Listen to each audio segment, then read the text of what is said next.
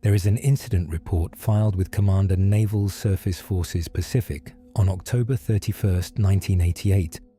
6 pages, standard format, routine language.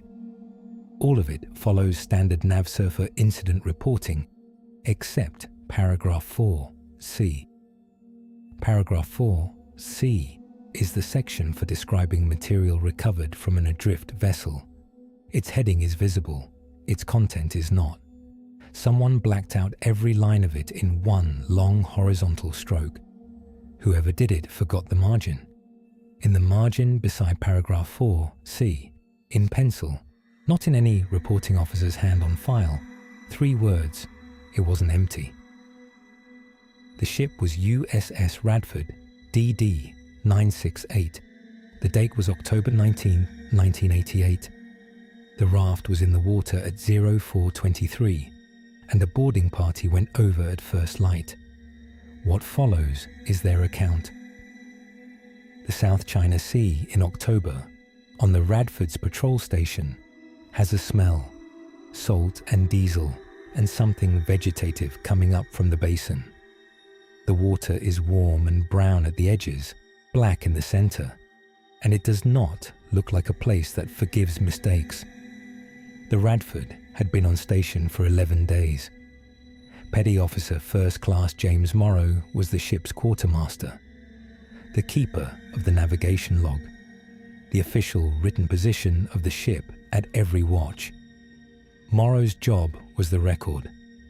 Accuracy was not a component of it. It was the whole of it. 4 others belonged to this account. Lieutenant Commander Patricia Vance, the ship's medical officer, precise, data first, the kind of doctor who did not speculate out loud. Commander Dale Shepard, the executive officer, 21 years in surface warfare, whose working assumption about anything unexplained was that the explanation was coming, and it would be boring. Boatswain's mate second class Carlos Reyes, 24, who led the boarding party, one of the most reliable sailors on the ship, and Seaman Aaron Tuck, 19, who went over with Reyes because the orders said 2 men minimum, and Tuck had not yet learned that volunteering costs.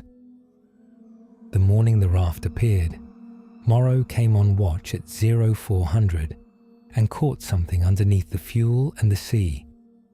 A faint smell of something burning, with no source.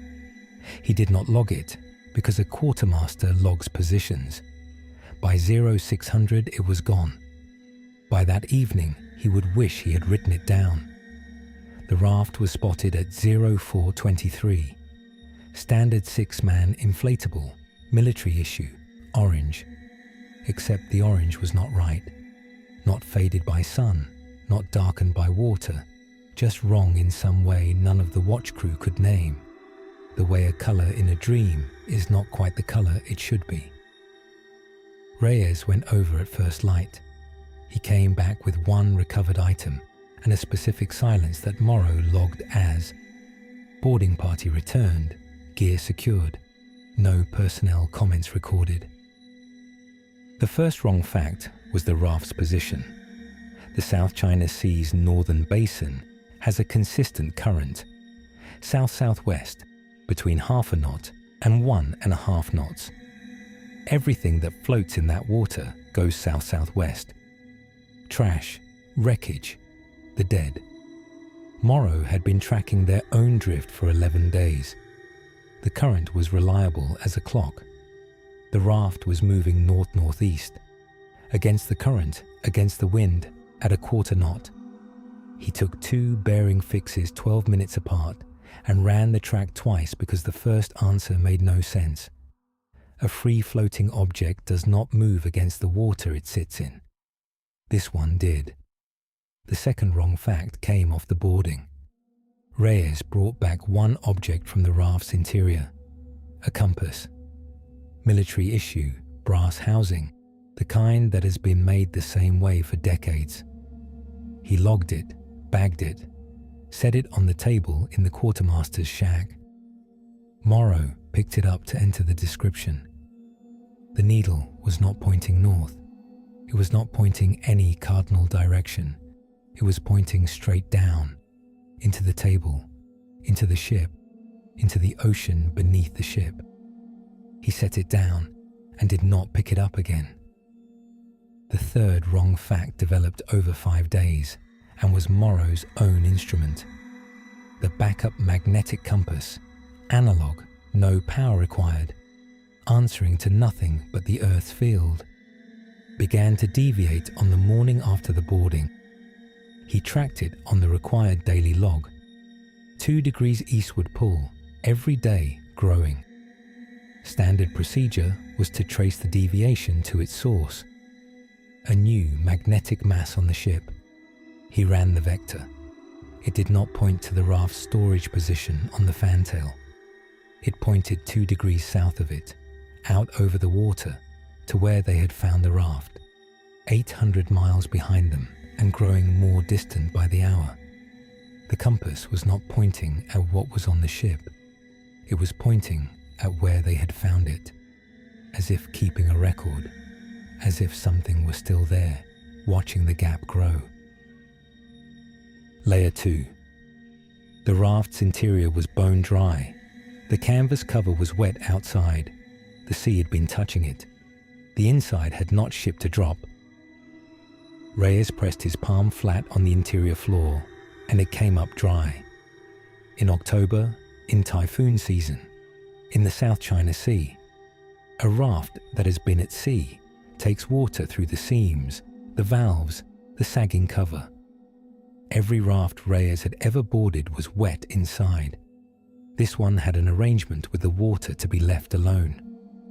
Layer 3. The men were changing. The burning smell returned the night after the boarding and was general by the second day. Every sailor on the fantail watch could smell it from no source.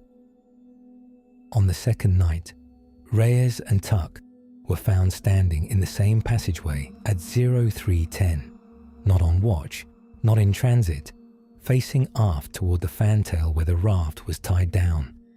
Neither had any memory of going there. The duty petty officer logged it as sleepwalking. The next night, same passageway, same time, same direction, and Morrow was there. He noted they were not the posture of sleeping men. They were upright, eyes open, waiting the way a man waits for something he's been told is coming. Layer 4. The raft was done with them. Vance ran physicals at Shepard's request. Tuck, normal in every measurement. Reyes, core temperature 94.2 degrees Fahrenheit, not hypothermic by any symptom. No shivering, no confusion, blood pressure unremarkable. His body was running 4 degrees cold and had stopped protesting. Vance wrote the finding and said it to Shepard in one sentence. His thermostat is off, and whatever reset, it isn't the cold. On the morning of October 24th, Morrow went to the fantail for his deviation check. The raft was gone. The tie-down lines were cut, both of them, ends pointing inward, as if something inside had cut out rather than something outside cutting in. On the steel deck where the raft had rested, a stain in its exact footprint. Morrow pressed his hand to it. Warm. At 700, before any sun, the deck was warm in a precise rectangle where the raft had been, the way pavement is warm where something has been lying. After the raft disappeared, Morrow did what a quartermaster does when something doesn't fit. He went to the logs, not the Radfords. The fleet intelligence summaries. The broad circulation of maritime anomalies that CINCPAC pushed to ships on patrol. He pulled 2 years and searched for adrift vessels in the northern South China Sea. He found 2 entries. A Philippine fishing vessel, January 1987. An orange military raft moving against the current, no markings, did not board. A British merchant, June 1987. Same description, same area, same note about direction. The merchant reported it. The Royal Navy forwarded it to CINCPAC. CINCPAC logged it as a floating hazard. Type unknown, origin unknown. 3 vessels, 2 years. The Radford was not the first ship to find it. The other 2 had left it alone. The Radford had put men on it, and whatever had been in that water for 22 months was no longer in that water. It had been on a Spruance-class destroyer steaming toward California. Or it had been until 5 days ago, when it had cut its own lines and left a warm mark on the deck where it used to be. Shepard closed the folder. He did not dismiss it. He contained it, which is a different act and a more frightened one. The Radford made Naval Station San Diego on October 28, 0830. Families on the dock, the smell of fuel and coffee, the specific joy of a ship coming in. Reyes's wife drove up from Chula Vista with their 2 daughters. She put her arms around him at the bottom of the gangway. He stood perfectly still, both arms at his sides, not shocked, not overwhelmed. Still, and over her shoulder. Morrow was 10 feet away and watched it. Reyes was looking at the harbour, at the patch of dark water between the ship and the pier, where the current made a small eddy and trash turn slowly in a circle. He was looking at the water the way a man looks at something that is looking back. 3 weeks after the Radford tied up, Tuck was found at 0400 at the waterline on Coronado Island, 2 miles from his apartment, barefoot on the wet sand, facing the Pacific. No memory of leaving his bed. He transferred to a shore billet in February, put in his separation papers the following year, and moved 200 miles from any coast. He has never explained why. Reyes lasted 3 months in the house in Chula Vista. His wife said he had started leaving at night and coming back near dawn smelling of seawater. He stopped eating. He did not stop losing weight. On his last night home, she woke to find him standing in the bedroom doorway in the dark, facing her, eyes open. She asked what was wrong. He said in a voice she described as not quite his own, a little too even, a little too measured. "I left something on the raft."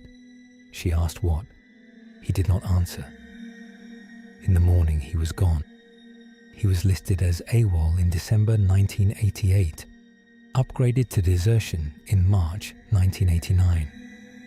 His body temperature at his last medical check, 10 days before he disappeared, was 93.8 degrees.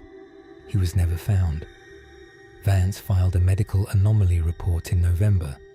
Temperature findings, behavioral data, deviation log, pulled from the system within 48 hours. No acknowledgement, no rejection. The heroic act. She drove to the Naval Investigative Service in January 1989 and hand-delivered a carbon copy. She was received politely. She was told the matter was under investigation. She was escorted out. Nothing happened, and nothing continued to happen. The official Navy incident record is 1 paragraph. Adrift vessel recovered. No survivors. Vessel destroyed as hazard to navigation. The record does not lie. It selects. Morrow kept 3 pages of the deviation log. His records, his handwriting. Nobody thought to collect them. In 2001, he plotted the deviation vector for each of the 9 days. He expected it to point at the raft storage location. It did not. For all 9 days, the compass had been pointing at a position 58 nautical miles northeast of where they had found the raft. He checked the chart. That position matched the Philippine fishing vessel's reported location in January 1987. The last ship that had seen the raft and left it alone. The compass had not been pointing at the raft on the ship. It had been pointing at the last place someone refused to board it. There are explanations, Subsurface eddies can briefly push a raft against the prevailing current. Compass deviation in warm salt air is documented. Temperature dysregulation follows psychological stress. Sleepwalking is common in men on irregular watch rotations. All true. It does not explain the destroyer's compass needle pointing into the Earth. It does not explain a man whose core temperature drops 4 degrees and whose body does not notice. And it does not explain a naval deviation vector that points for 9 consecutive days, not at the object on the ship, but at the water where the object had been the last time someone walked away from it. Between 2019 and 2022, the Philippine Coast Guard and the Vietnam Maritime Police both logged reports of an orange inflatable raft in the northern South China Sea, moving against the prevailing current. Both entries are open. Neither has a resolution status. The raft is still listed as at large. So, a warning, and it is short. If you are ever on open water, aboard a Navy vessel or otherwise, and you see something adrift that is going the wrong way, leave it. That is the whole warning. Nothing that moves against the current is lost. It is traveling toward whatever it came for. And if you put men on it, those men are what it came for. The Naval Surface Incident Report is 6 pages. Paragraph 4(c) is blacked out. In the margin, in pencil, someone wrote 3 words in handwriting matched to no one in the file. The last thing Morrow told the researcher who found the deviation logs. He has no memory of writing the raft's original position into the ship's log on the day they made port. It is his handwriting. It is the position where the raft was found, 800 miles behind them. A note of a last known position for something he had lost track of. Except they were the ones moving. The raft was stationary. It had already gone back. The raft was home before they were.